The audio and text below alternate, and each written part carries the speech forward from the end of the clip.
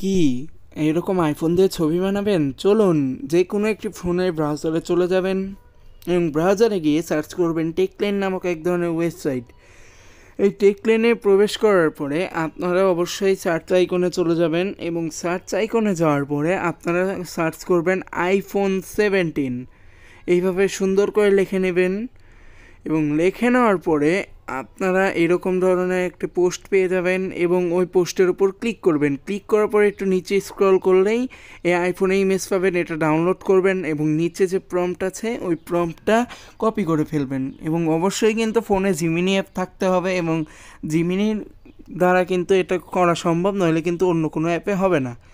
তারপরে আপনারা কি করবেন, জিমিনি অ্যাপে প্রবেশ করবেন। জিমিনি অ্যাপে প্রবেশ করার পরে আপনারা কি করবেন, আপনার যে কোনো একটি ফটো আপলোড করবেন এবং সেই আইফোনের ফটোটা আপলোড করে দেবেন।